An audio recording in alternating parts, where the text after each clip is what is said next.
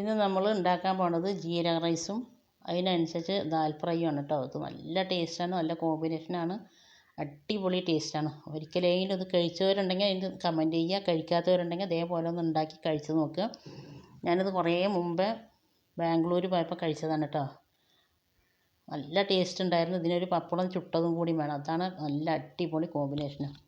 ഇതിന് ഇറച്ചിയോ മീനോ മുട്ടയോ ഒന്നും വേണ്ട. അപ്പോൾ ഇതെങ്ങനെ ഉണ്ടാക്കണമെന്ന് കണ്ടു നോക്കിയാലോ. Welcome back to our channel. നമ്മുടെ പുതിയൊരു വീഡിയോയിലേക്ക് എൻ്റെ എല്ലാ കൂട്ടുകാർക്കും സ്വാഗതം. അതിന് വേണ്ടിയിട്ട് ഞാനൊരു 3/4 കപ്പ് തുവരപ്പരിപ്പും 1/4 കപ്പ് ചെറുപയർ പരിപ്പ് എടുക്കുന്നുണ്ട്.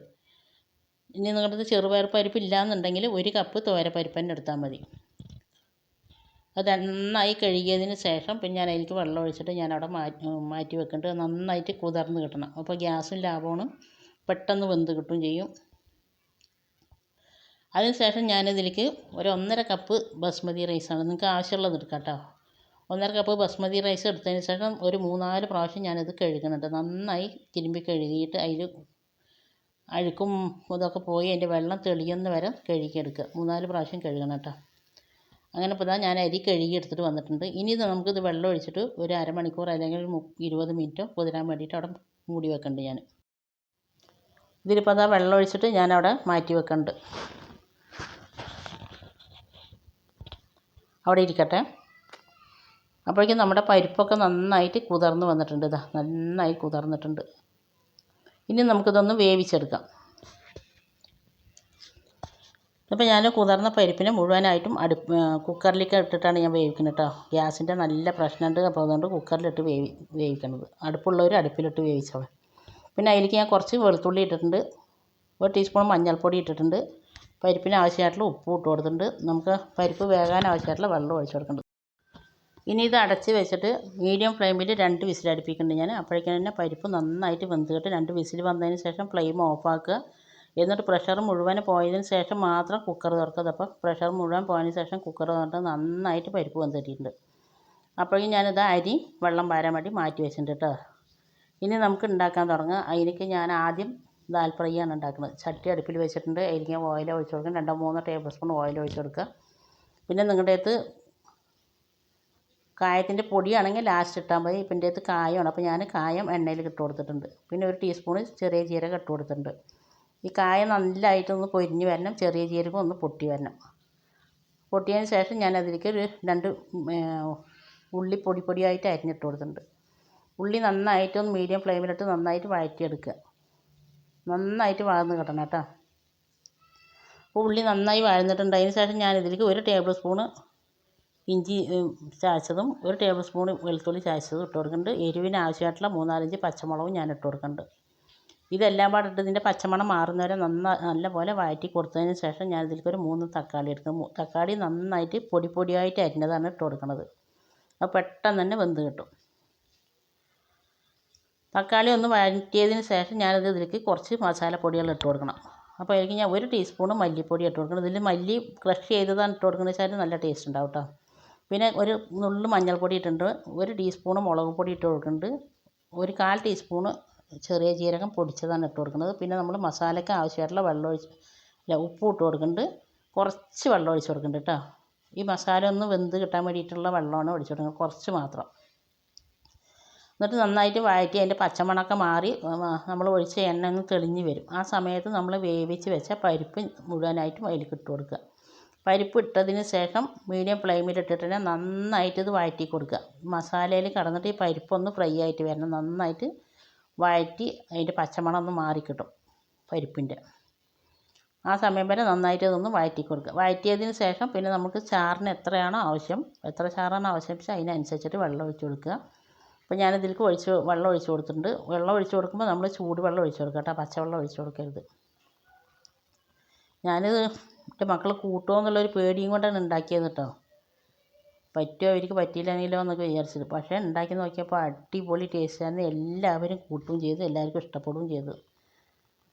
പിന്നെ അതിലേക്ക് ഞാൻ ലാസ്റ്റ് കുറച്ച് ഉപ്പ് ഇട്ട് കൊടുക്കുന്നുണ്ട്. എന്നിട്ട് നന്നായിട്ട് ഇളക്കിയതിന് ശേഷം നമ്മളവിടെ മൂടി വെക്കുക. എന്നിട്ട് ഹൈ ഫ്ലെയിമിൽ ഞാൻ നല്ലപോലെ തിളക്കുന്ന വരെ ഹൈ ഫ്ലെയിമിൽ ഇട്ട് കൊടുത്തിട്ടുണ്ട്. നന്നായിട്ട് തിളച്ചതിന് ശേഷം പിന്നെ അതൊരു മീഡിയം ഫ്ലെയിമിലിട്ട് ഒരു 10 മിനിറ്റ് ഞാനത് വെള്ളം വറ്റിച്ചെടുക്കുന്നുണ്ട്. അപ്പോൾ അത് നന്നായി തിളച്ചിട്ടുണ്ട്. തിളച്ചതിന് ശേഷം തുറന്നിട്ട് നന്നായിട്ട് ഞാൻ ഇളക്കി കൊടുത്തിട്ടുണ്ട്. ഇനി ഇതൊരു 10 മിനിറ്റ് അവിടെ ഇരുന്ന് തിളക്കട്ടെ. തിളച്ചിട്ട് 10 മിനിറ്റ് മീഡിയം ഫ്ലെയിമിലിട്ട് നന്നായി തിളപ്പിച്ച് ഇതൊന്ന് വറ്റിച്ചെടുക്കുന്നുണ്ട്. 10 മിനിറ്റ് തിളക്കണ സമയം കൊണ്ട് നമുക്കിതിലേക്ക് ഒരു വറവ് ഇടണം കേട്ടോ. അതിലേക്ക് ഞാൻ നെയ്യാണ് ഒഴിച്ച് കൊടുത്തിരിക്കുന്നത്. നെയ്യ് ഒഴിച്ച് പിന്നെ ചെറിയൊരു ബേ ലീഫ് ഇട്ട് കൊടുക്കുന്നുണ്ട്, തുണ്ട് പട്ട, ഒരു ഏലക്ക, 2 ഗ്രാമ്പു, ഒരു പച്ചമുളക് മുറിച്ചത് ഇട്ട് കൊടുക്കണം. ഇതിലേക്ക് വേണമെങ്കിൽ വറമുളക് ഇട്ട് കൊടുക്കാം കേട്ടോ, ഉണക്കമുളക്. അതെല്ലാം ഇട്ട് കൊടുത്ത് നന്നായിട്ട് അതിൻ്റെ ഫ്ലേവർ വരുന്ന സമയത്ത് നമ്മളിതിലേക്ക് ഒരു ടീസ്പൂൺ വെളുത്തുള്ളി ചതച്ചതാണ് ഇട്ട് കൊടുക്കുന്നത്. അതും ഇട്ട് കൊടുത്ത് വെളുത്തുള്ളീൻ്റെ കളറൊക്കെ ഒന്ന് മാറിയതിന് ശേഷം ഞാനതിലേക്ക് നമ്മൾ കറിയിലേക്ക് ഒഴിച്ച് കൊടുക്കുന്നുണ്ട്. ഈ വെളുത്തുള്ളി നെയ്യിൽ വഴറ്റിയിട്ട് ഇട്ട് കൊടുക്കുമ്പോൾ നല്ല അടിപൊളി മണമാണ് കേട്ടോ. പിന്നെ അതിലേക്ക് കുറച്ച് മല്ലിയില ഇട്ട് കൊടുക്കുന്നുണ്ട്. ഇനി ഞാൻ ഫ്ലെയിം ഓഫാക്കിയിട്ട് അവിടെ മൂടി വെച്ചിട്ടുണ്ട്. ഇനി അതവിടെ ഇരിക്കട്ടെ. അപ്പോഴേക്കും നമുക്ക് ചോറുണ്ടാക്കാം. അതിന് ഞാൻ ഇതിലേക്ക് നെയ്യാണ് ഒഴിച്ച് കൊടുക്കുന്നത്. നെയ്യ് ഒഴിച്ച് കൊടുത്ത് ഒരു തക്കോലം ഇട്ട് കൊടുക്കുന്നുണ്ട്. പിന്നെ ചെറിയൊരു ബേ ലീഫ് ഇട്ട് കൊടുക്കുന്നുണ്ട്. ഒരു പട്ടൻ്റെ 2 തുണ്ടാക്കി ഇട്ട് കൊടുക്കുന്നുണ്ട്. അതുപോലെ തന്നെ 2 ഏലക്ക, 2 ഗ്രാമ്പു ഇതൊക്കെ ഇട്ട് കൊടുക്കുന്നുണ്ട്. ഇനി അതൊന്ന് പൊട്ടി വരും കേട്ടോ. പൊട്ടി വരുന്ന സമയത്ത് ഞാൻ ഇതിലേക്ക് 1 ടീസ്പൂണ് ചെറിയ ജീരകം ഇട്ട് കൊടുക്കുന്നുണ്ട്. 1 ടേബിൾ സ്പൂൺ വരെ ഇട്ട് കൊടുക്കാം കേട്ടോ. ചെറിയ ജീരക റൈസാണല്ലോ നമ്മൾ ഉണ്ടാക്കുന്നത്. അപ്പോൾ ജീരകത്തിൻ്റെ ഫ്ലേവറാണ് അതിലേക്ക് മുന്നിട്ട് നിൽക്കേണ്ടത്. അതിന് ശേഷം ഞാനതിലേക്ക് അതിൻ്റെ പകുതി, ഒരു വലിയ ഉള്ളിൻ്റെ പകുതിയാണ് എടുത്തിട്ട് കനല്ലാതെ മുറിച്ചിട്ട് കൊടുക്കുന്നുണ്ട്. അതൊന്ന് വഴന്ന് വന്ന സമയം കൊണ്ട് ഞാൻ അതിലേക്ക് 1 ടീസ്പൂൺ ഇഞ്ചി ചതച്ചതും 1 ടീസ്പൂൺ വെളുത്തുള്ളി ചതച്ചതും ഇട്ട് കൊടുക്കുന്നുണ്ട്. നമ്മൾ ഉള്ളി ഇട്ടിട്ട് നല്ലപോലെ ഗോൾഡൻ കളറാകാൻ നിൽക്കരുത് കേട്ടോ. ഗോൾഡൻ കളറായി പറഞ്ഞാൽ നമ്മുടെ ചോറിൻ്റെ കളറും മാറി വരുള്ളൂ. പിന്നെ ഇഞ്ചിയും വെളുത്തുള്ളിയും ഇട്ട് നന്നായിട്ട് വഴറ്റിയതിന് ശേഷം പച്ചമണം മാറിയതിന് ശേഷം ഞാനിതിലേക്ക് നമ്മൾ കഴുകി വാര വെച്ച അരിനെ ഇട്ട് കൊടുക്കുന്നുണ്ട്. അരി എന്നിട്ട് ഒരു 5 മിനിറ്റ് നന്നായിട്ട് അതൊന്ന് വറുത്ത് കൊടുക്കുക. അപ്പോഴേക്കും ഞാനവിടെ അരിയിലേക്ക് ഒഴിക്കാനുള്ള വെള്ളം അവിടെ മാറ്റി വെച്ചിട്ടുണ്ടായിരുന്നു കേട്ടോ. ഞാൻ 1.5 കപ്പ് അരിയാണ് എടുത്തിരിക്കുന്നത്. അതേ കപ്പിന് തന്നെ 2.5 കപ്പ് വെള്ളമാണ് ഞാനിതിലേക്ക് ഒഴിച്ച് കൊടുക്കുന്നത്. കറക്റ്റ് പാകമാണ് കേട്ടോ അത്, വെള്ളം ചോറ് പാകാനായിട്ട്. പിന്നെ അതിലേക്ക് ആവശ്യമായിട്ടുള്ള ഉപ്പും ഞാൻ ഇട്ട് കൊടുക്കുന്നുണ്ട്. എന്നിട്ട് നന്നായിട്ട് ഇളക്കി കൊടുക്കുക. നിങ്ങൾ അരി വറുക്കാണ്ട് വെള്ളം ഒഴിച്ചിട്ടാണ് ചോറ് വെക്കണമെന്നുണ്ടെങ്കിൽ പച്ചവെള്ളം ഒഴിച്ചാൽ മതി. ഇപ്പം ഞാൻ അരി വറുത്ത കാരണം കൊണ്ടാണ് ചുടുവെള്ളം ഒഴിച്ച് കൊടുത്തത്. പിന്നെ അതിലേക്ക് 1 മുറി നാരങ്ങൻ്റെ നീരും ഞാൻ ഒഴിച്ച് കൊടുക്കുന്നുണ്ട്. എന്നിട്ട് ഇതെല്ലാം പാടെ നന്നായിട്ട് ഇളക്കി കൊടുത്തിട്ട് ഇനി നമുക്കത് മൂടി വെക്കണ്ട. പിന്നെ ഞാനതിലേക്ക് 2 പച്ചമുളക് ഇട്ട് കൊടുക്കുന്നുണ്ട്. നിങ്ങൾ വേണമെങ്കിൽ ഇത് നെയ്യിൽ നമ്മൾ ഉള്ളി വഴറ്റുമ്പോൾ തന്നെ വഴറ്റിയെടുക്കുക. അപ്പോൾ വഴറ്റുമ്പോൾ നന്നായിട്ട് എരിവ് വരുള്ളൂ ചോറിലേക്ക്. അപ്പോൾ ഞാൻ കുട്ടികളൊക്കെ കഴിക്കണില്ല എന്ന് വിചാരിച്ചിട്ട് ഞാൻ നെയ്യിൽ വഴറ്റിയില്ല കേട്ടോ. പിന്നെ അത് ഞാൻ നന്നായിട്ട് ഒന്ന് ഇളക്കിയതിന് ശേഷം കുറച്ച് മല്ലിയില ഇട്ടിട്ട് അവിടെ മൂടി വെച്ചിട്ടുണ്ട്. ഇനി നമുക്കതൊന്ന് വേവിച്ചെടുക്കണം.